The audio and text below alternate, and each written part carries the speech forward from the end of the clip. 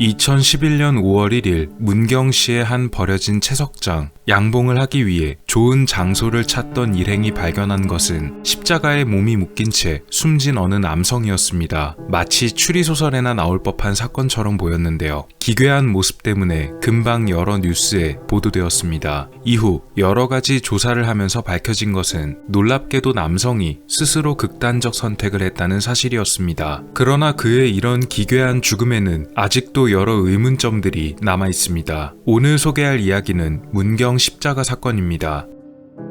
오늘 영상은 인터넷에서 조사할 수 있는 사건 관련 자료들과 사건 최초 목격자가 운영하는 인터넷 카페에 본인이 직접 올린 글들을 토대로 제작했습니다. 그래서 해당 사건을 다뤘던 여러 방송 매체들의 내용과는 조금 다른 내용이 존재할 수도 있으며, 영상에서 제기되는 의문점들은 저의 개인적인 생각도 포함되어 있음을 알려드립니다. 또 사건의 관련자분들에 대한 신상을 보호하기 위해 숨진 분을 제외한 관련자들의 이름을 알파벳으로 처리했습니다.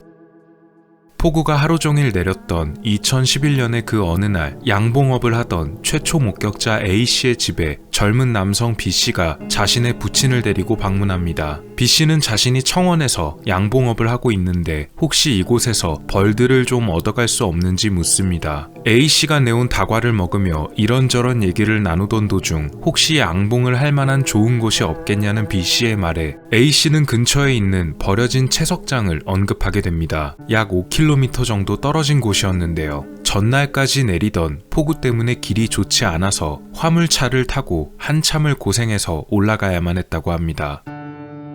그렇게 고생해서 약 700m 정도를 올라가 보니 어찌된 일인지 하얀색 코란도 승합차가 주차되어 있었습니다. 보통 이곳을 차를 이용하면서까지 올라올 사람이 없기에 A씨는 주변을 더 둘러보기로 합니다. 그리고 곧 그의 눈에 이상한 물체가 들어왔습니다. 바로 나무를 이용해 만들어진 십자가였습니다. 처음 A씨는 이 십자가를 발견하고서는 누군가 기도를 하기 위해 작은 제단을 만든 것이 아닌가 하는 생각이 들었다고 합니다. 그런데 이 십자가에 웬 마네킹이 달려 있었습니다. 좀 더 가까이 다가가서 보니 마네킹이 아닙니다. 그것은 바로 사람의 시신이었는데요. 이후의 조사 결과 택시기사로 일하던 김모 씨로 밝혀집니다. 상태로 보아선 숨진 지가 이미 며칠이 지난 것 같았습니다. 일행은 일단 산에서 내려온 뒤 경찰에 신고를 접수했고 최초 목격자로서 새벽 2시까지 진술을 하게 됩니다.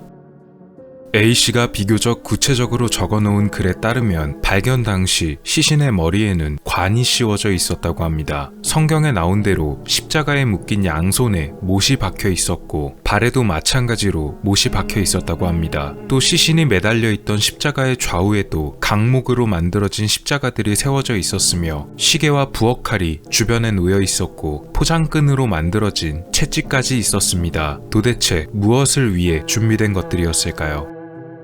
승합차 안에도 여러 가지 물건들이 들어있었고 주변에는 피해자가 며칠 묵었던 듯한 텐트가 있었습니다. 이 안에서도 여러 정황이 발견되었는데요. 십자가를 만들기 위한 도면과 각종 연장들, 또 피해자가 직접 작성했던 것으로 보이는 듯한 십자가에 매달리는 방법이 적힌 종이도 발견됐습니다. 특히 이 종이에는 정말 여러 가지가 적혀 있었는데요. 가장 특기할 만한 것은 숨진 김씨 옆에서 발견되었던 포장끈을 사용해 만들어진 듯한 채찍의 용도였습니다. 종이에는 남성의 음경을 지칭하는 단어와 함께 39번이라는 글자가 바로 옆에 작성되어 있었습니다. 아마도 숨지기 전 포장끈으로 만든 채찍을 사용해 39번 채찍질하라는 내용으로 보였는데요. A씨는 자신의 카페에 적었던 글에 김모 씨가 채찍을 사용해 자신을 때렸던 것은 성경의 내용을 반영한 것이 아니었는지 분석하기도 했습니다.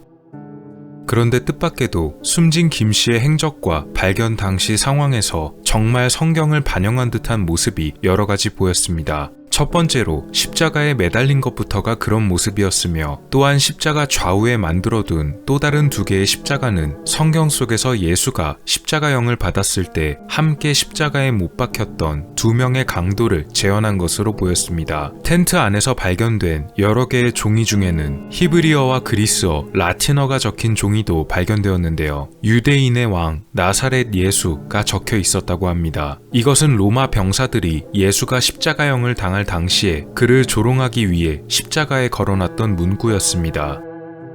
또한 김 씨의 옆구리에는 부엌칼에 찔린 상처도 있었는데요. 이건 역시도 성경 속에 묘사된 내용대로 십자가형을 받은 예수가 진짜 죽었는지 확인하기 위해 어느 로마 병사가 예수의 옆구리를 창으로 찔렀다는 내용을 그대로 재현하기 위해 낸 상처로 보였습니다. 특히 이 상처가 김 씨에게 과다출혈을 일으켜서 직접적인 사인으로 간주되기도 했습니다. 숨진 김 씨의 동생은 이런 증언을 남기기도 했다고 합니다. 김 씨가 채석장까지 타고 왔던 하얀색 코란도 차량을 출고하던 날 동생에게 부탁해 시트 위에 수건을 깔아달라 했다는 것입니다. 이건 역시도 성경 속에 묘사된 내용으로 보였는데요. 누가복음 19장 29절부터 36절까지 적힌 내용 중에는 예수가 누구도 타지 않았던 나귀를 타게 되는데 이를 본 예수의 제자들이 자신들의 겉옷을 벗어서 나귀의 등에 걸쳤다는 내용이 나옵니다. 즉 김 씨가 새로 뽑은 승합차, 이것은 바로 누구도 탄 적이 없던 나귀에 대입할 수 있으며 동생에게 차 안에 수건을 깔아달라 부탁한 것은 그 제자들이 나귀의 등에 겉옷을 덮어준 것을 간접적으로 재현한 것이었습니다.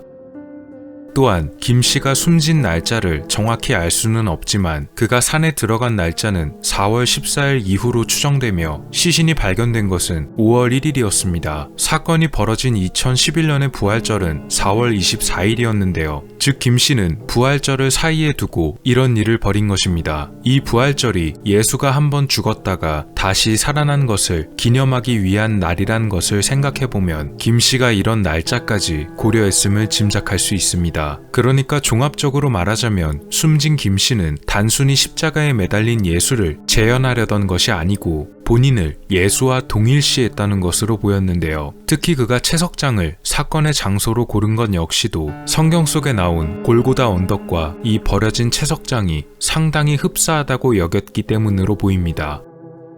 과연 김 씨가 독자적으로 이런 일을 벌였는지 혹은 조력자나 제3자의 개입이 있었는지 의견이 분분했으나 국과수와 경찰에서는 최종적으로 이 사건을 숨진 김 씨가 혼자서 벌였다는 의견을 내놨는데요. 복잡하고 번거로운 과정을 거쳐야 하기는 하지만 김 씨가 직접 작성한 듯한 종이들의 내용으로 봤을 때 충분히 혼자서도 가능했을 것이란 내용이었습니다. 더 구체적으로 자세한 방법을 설명드리기에는 이 사건을 모방할 우려도 존재하고 또 유튜브 정책상으로도 권장되지 않는 사안이기에 어떤 방식과 순서가 이루어졌는지 세밀하게 말씀드리지 못하는 점 양해 부탁드립니다. 다만 단 한 가지, 숨진 김 씨가 십자가에 매달렸던 방법 중 혼자서 어떻게 양손에 못을 박을 수 있었는지가 가장 큰 관건으로 뽑히기도 했었는데요. 혹시 조력자가 있었던 것이 아닌가 하는 의문이 제기됐었습니다. 이에 대해 경찰에서는 김 씨가 손에 못을 직접 박은 것이 아니고 처음에 미리 십자가에 못을 박아둔 다음 드릴로 자신의 양손에 구멍을 뚫고 그 구멍에 미리 박혀있던 못을 끼운 것이라고 밝혔습니다. 그렇다면 김 씨는 왜 자신을 예수와 동일시했으며 또 굳이 복잡한 방법을 사용해 이런 일을 벌였던 것일까요? 경찰이 김 씨의 행적을 더 조사한 결과 생전에 간 때문에 건강이 악화되어 아들로부터 간 이식을 받게 되었는데요. 안타깝게도 아들이 간 이식 이후 건강이 무척 나빠져 어린 나이에 요절하는 일이 벌어졌다고 합니다. 김 씨는 충격을 받고 종교에 깊게 빠지게 됩니다. 결국 자신의 아내와도 사이가 벌어져 이혼하게 되고 가족들과도 연락을 거의 끊었다고 전해집니다.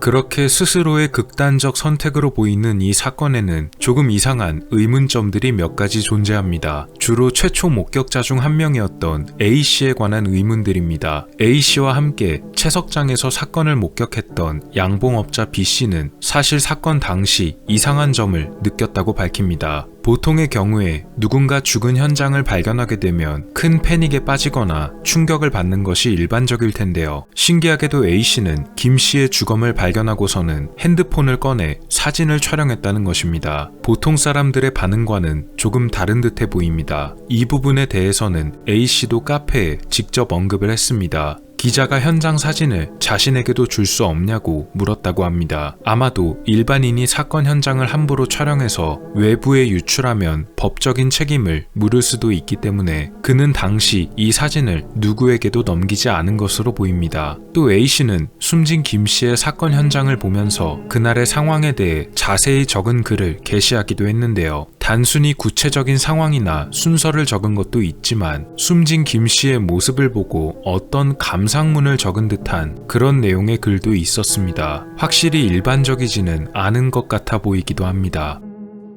또 A씨가 인터넷 카페에서 쓰는 닉네임은 바로 시혜선이라는 단어입니다. 이 시혜선이란 단어는 도교에서 파생된 개념으로 충분히 도를 닦은 도사가 눈을 감게 되면 육체를 버리고 신선으로 승화한다는 뜻인데요. 그래서 도교의 관점에서 볼 때는 예수 역시도 죽었다가 다시 부활함으로써 시혜선의 경지를 이뤘다고 설명하기도 합니다. 여기까지만 보면 그냥 A씨의 카페 닉네임과 이 사건이 무슨 상관이 있느냐고 볼 수 있겠지만 놀랍게도 숨진 김씨와 A씨는 과거에 만났던 적이 있습니다. 경찰에서 숨진 김씨의 인적사항을 조사하던 중 그가 창원에서 택시기사를 했다던 얘기를 들은 A씨가 아마도 자신이 아는 사람 같다면서 먼저 말을 꺼냈는데요. 실제로 숨진 김씨는 과거 A씨가 운영했던 또 다른 인터넷 홈페이지의 회원 중 한 명이었으며 몇 년 전에 A씨의 집에 직접 방문해서 여러 가지 이야기를 하다가 돌아갔다는 것입니다.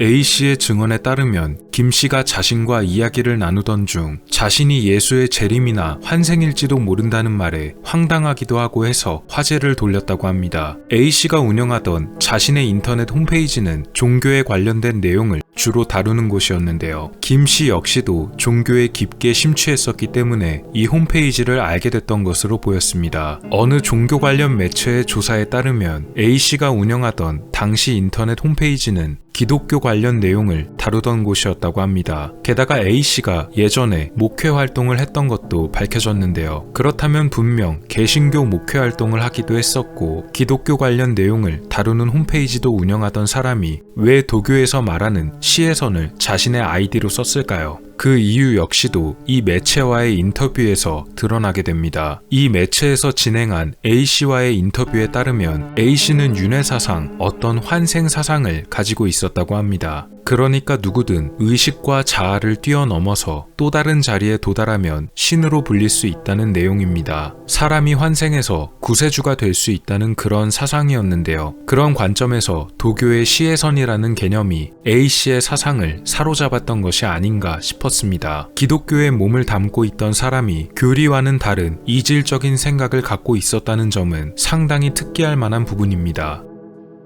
그렇게 되면 또 다른 문제가 하나 생기게 되는데요. 앞서 A씨가 숨진 김씨를 몇 년 전 만나 상담을 했을 때 김씨가 자신이 재림 예수의 환생인 것 같다는 말을 A씨가 황당하다고 여겼다는 부분입니다. A씨 본인이 가지고 있던 종교적인 사상에 비춰보면 숨진 김씨가 말했던 자신이 재림 예수의 환생이라는 말은 A씨에게 있어서 그다지 황당하게 들리지는 않을 것 같아 보입니다. 왜냐면 A씨 본인 역시도 그러한 환생이란 개념에 관해 대단히 긍정적인 입장을 취하고 있었기 때문입니다. 심지어 종교 매체와 가졌던 인터뷰에 따르면 A씨는 자신을 비롯한 그 누구나 그리스도가 될 수 있다는 사상을 갖고 있던 것으로 보입니다. 그랬던 그가 숨진 김씨가 본인에게 직접 찾아와서 자신이 예수의 환생이라고 했던 말을 듣고 황당하다고 여길 점은 도대체 어떤 부분이 있었을까요? 오히려 김씨가 말했던 그의 주장이 A씨가 가지고 있던 종교적인 신념과도 꽤 맞물리는 점이 있어 보이는데도 말입니다. 또한 그가 예전에 목회 활동을 했다던 교회의 이름 역시 닉네임과 같은 시혜선 교회였음도 드러납니다. 종합해보자면 A씨는 숨진 김씨와 몇 년 전 나눴다던 대화를 비교적 구체적으로 기억을 하고 있었으며 또한 그가 꺼냈던 예수의 환생이라는 언급에 대해 A씨는 부정적이고 황당하다는 반응을 보였다고 진술했지만 정작 본인 역시 시혜선이라는 단어를 사용하며 환생과 윤회에 대해 긍정적 입장을 취하고 있었습니다. 전반적으로 모순이 되는 상황이 아닌가 하는 생각이 듭니다. 물론 어디까지나 의문으로만 남는 부분이고 경찰의 최종 결과는 김씨의 A씨의 극단적 선택이었기 때문에 최초 목격자인 A씨에 관한 의문점들은 이런 얘기도 있더라 정도로 끝나게 되었습니다. 또한 다시 한번 말씀드리지만 A씨가 사건의 관여자나 조력자라는 이야기는 절대 아닙니다. 실제로 경찰의 추가 조사 결과 A씨와 김씨는 이후에 교류가 전혀 없었다는 것이 밝혀졌기 때문입니다. 이 사건에 관해 다른 방송 매체들에서도 여러 번 다뤘지만 확실한 결론이 나지는 못했습니다. A씨는 이 사건 때문에 하도 이곳저곳에 불려다녀서 자신의 본업인 양봉에 집중하지 못하고 나름대로 많이 괴로웠다는 소회를 전하기도 했는데요. 어쩌면 그 본인도 굉장히 곤란했을 것이라 보입니다. 그럼에도 불구하고 여러 가지 의문점이 남는 것은 사실입니다. 과연 그날 벌어졌던 사건의 진실은 무엇일까요? 문경 십자가 시신 사건에 관한 이야기였습니다.